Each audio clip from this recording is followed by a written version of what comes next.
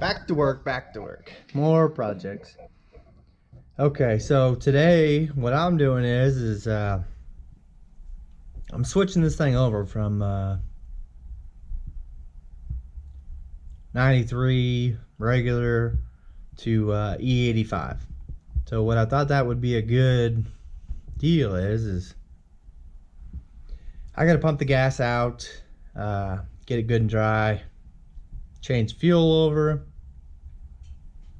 You know, how much of that is needed, I'm not 100% sure, but I just figure I'll pump her clear down to 0 and then refill it with E85.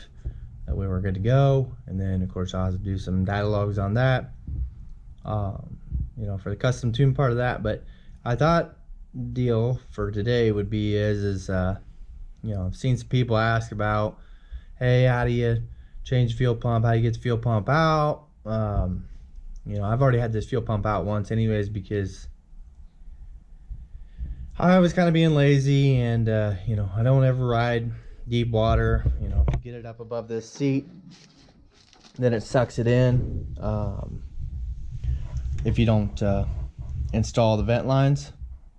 So, you know, I don't ever ride water a whole lot, not real deep anyways like that. So I wasn't really that worried about it whenever I first got it. You know, that was my thinking then. Now my thinking is yeah, let's go for it. But at that time we were pretty new to the side-by-side stuff, so didn't think I was really going to be in the water that deep. Didn't extend the vent lines. Well, it sucked water in the fuel tank and in the subtrans. So what I did was, instead of taking the gas tank out, I just took the fuel pump out. So that's kind of what I'm going to go over today, is fuel pump, which of course it's nice and dirty down there again today. I didn't think about that. I better get, go ahead and get the airline stuff out, get this here a little bit farther back. I'll be right back. Okay, well, we're back.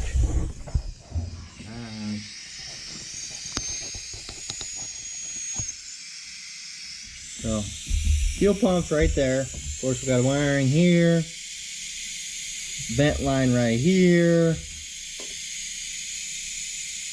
There's the vent line to the subtrans, but mute point. Anyways, fuel line here. So, see all that sand from all that creek riding? Definitely don't want any of that issue. So, get a little air line out here, give it a good blow.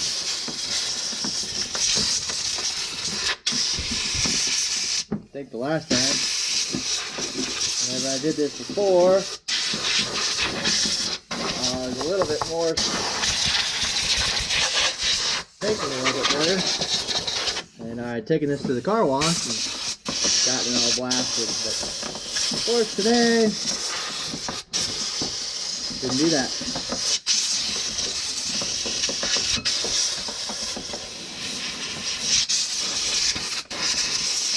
Yeah, this is kind of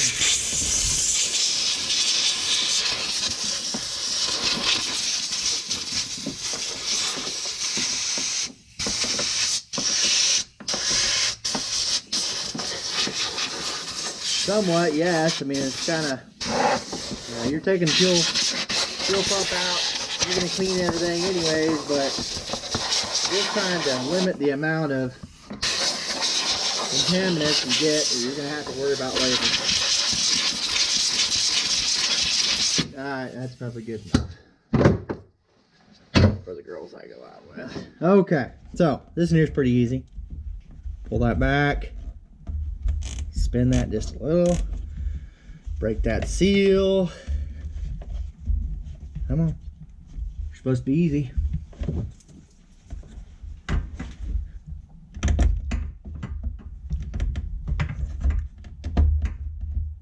Don't break the top out of it. Of course, that there just unplugs. Pretty simple deal so far, right? But now this right here,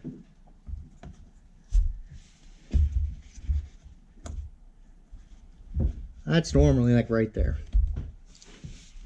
I had already kind of cheated apparently. Didn't put it all the way back the last time.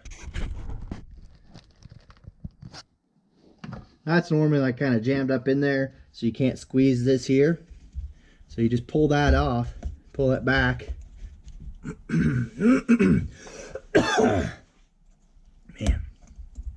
Squeeze this here. Squeeze this in here and this in here. Woo! Apparently she still had a little pressure on it. I don't remember that being a problem the last time. Don't know why we had pressure there, but I don't really remember that being a problem the last time, but apparently today that's wanted to be a problem.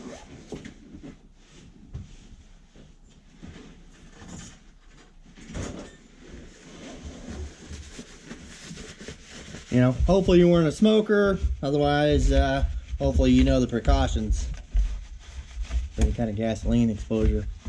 Kind of freaking channel we running here. Also, you don't want to drink the gas.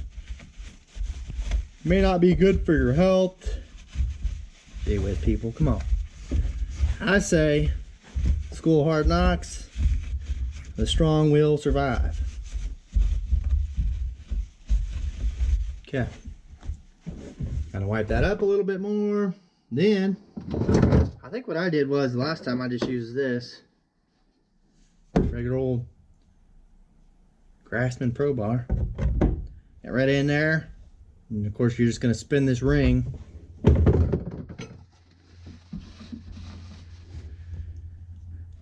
These little keepers right here. Then once you spin past that, it'll get out here in this wide part. Slide right off. No big deal. The only thing that's really a big deal, not so much even on this, is whenever you go to pull this out. So whenever I pulled it out the last time, the fuel gauge, I'll show you whenever I get it out of here, but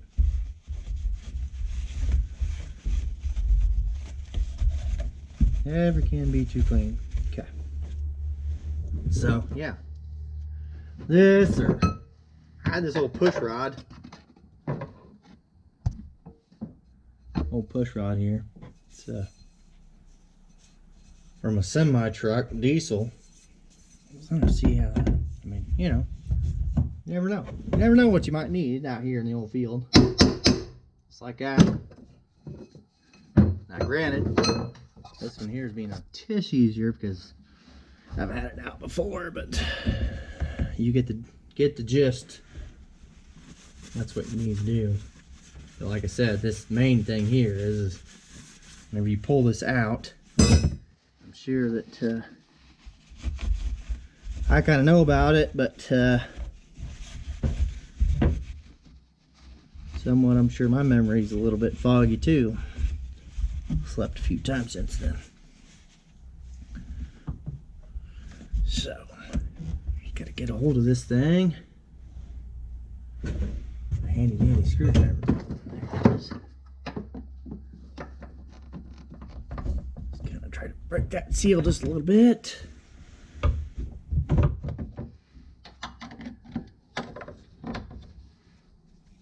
It is a little harder to deal with just because it's down in that tight space, but I feel like this is way easier than trying to do. Yeah, there we go. Okay, so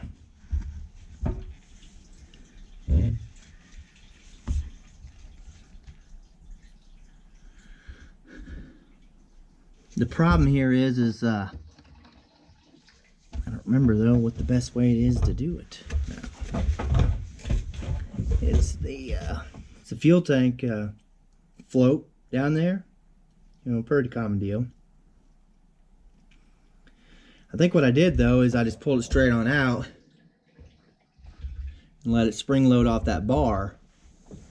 Now that's not a good deal because what happens is oh, it's making messes all over the place today.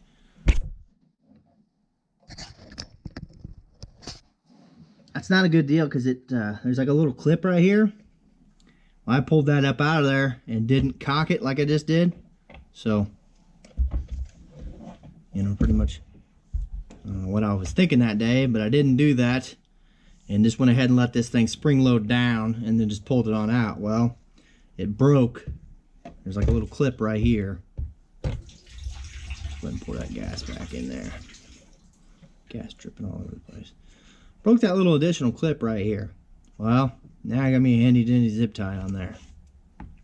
You know, here we are. We got a pretty new machine, a couple 100 hours on it, and I've already got a freaking zip tie on it. So, not a good deal. Something to definitely pay attention to. Like I said, I don't know what I was doing at that point in time, but it was not what I should have been. I was not paying attention. So, right here, this here is where the fuel filter is at. Trying to look down in there and see if there's any. There's another, like a filter, pickup bottom filter down there too, but and this thing is just dripping gas all over the place. So anyways, that's pretty much it. And then just get down in there and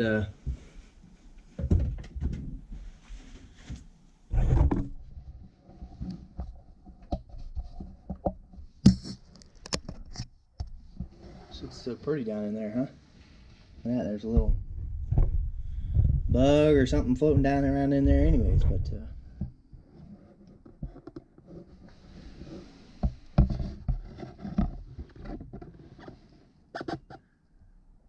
anyways, that's what you do. And then I just typically, I'll use this barrel pump that I've got, pump the fuel out, and then use a rag, whatever, to get whatever excess.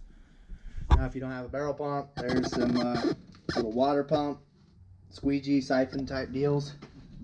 Smaller version of this. You know, this here's a 55-gallon barrel pump, so there is smaller versions of this. I've seen them like at the farm store and that. I think they call them water pumps or something, but it's only about a 3/8 line, you know, coming out. A little better deal maybe. Anyways, pump that fuel out. You know, depending on what you're trying to do here, I guess. If you're trying to get water out of the tank, pump fuel out, dispose of it, put new fuel back in, put the fuel pump back in, rock and roll again. So today though, we're gonna pump it out. We're gonna change over to E85. So we'll get there. We'll go back and be back whenever I'm ready to put the fuel pump back in. Okay, here we are. You just about eat out of it down in there. She's pretty dry, pretty clean. Ended up pretty much getting it down to where I don't know, had maybe about a quarter of a gallon. I did jack up on the left front, or not left front, right front. Right front, get the fuel back over there. That way I can pump out as much as I could. That pump is probably a little too big for the job really, but it gets it done without any additional expense. And then I just use rags, kind of wick it out of there. I did take this O-ring right here, wiped it up real good, and so I'll get it put back down in there. I don't know, I kind of just started thinking about that is if we shouldn't put maybe just a little bit of grease around that or something just for a little extra sealing, but it is an O-ring, so I don't know, it should O-ring, right? So let's go ahead and get the pump back down in there, I guess.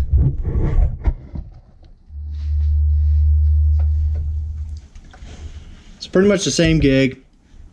Tip it in. I mean, they're really like a regular car fuel pump, of course, you know, fuel injected and all. So there's it's a big spring loaded deal. That's the only thing that's a little different about these compared to like a regular car. Spring loaded on the bottom of the tank, so get that baby pushed down in there. Pick the ring.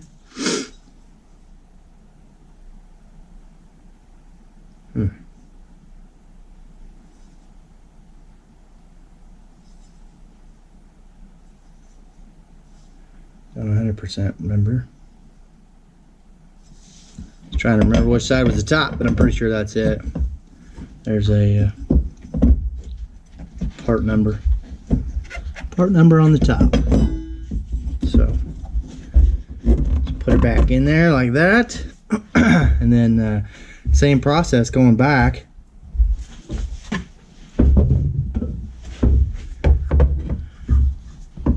Throw the old hammer on it.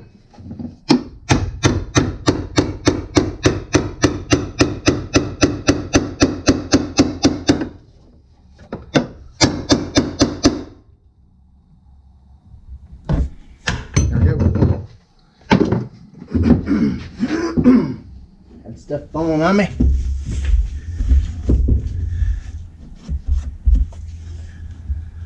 Just want to get it back to that center notch right there. Then you're back good. How in the heck I got all this dirt? Yeah, I'd probably say pressure washing the thing first would be definitely the way to go. That is what I did the last time. This time I wasn't thinking. Boom. Slide this back on there. Down there. Not really too bad of a job. I mean, the biggest thing is really just wicking the fuel out. You know, but otherwise it's really pretty quick, pretty easy. Take the seat off, let it go. Now, yeah, if you just put the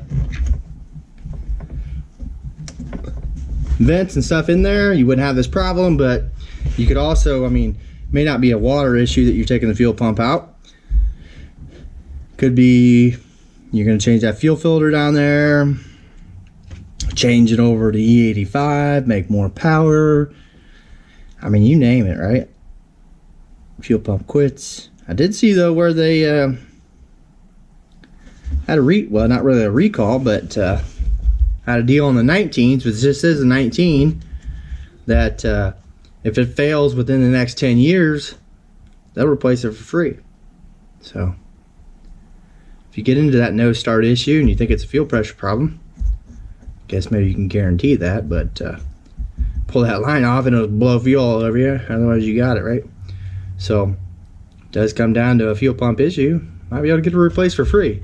Not sure what those are. I'm sure they're a couple $100 for the old Denso pump, but hey, we break them, we fix them. We try to videotape everything we can. You can like, dislike, whatever you want to do. It's a free world, right? Yeah, subscribe below, like, dislike. If you dislike though, throw a comment down below. I want to know why.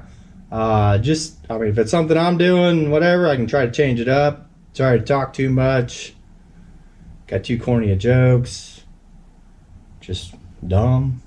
I mean, let me know down below, and that way I'll try to save everybody else from that same problem maybe on the next video. So later.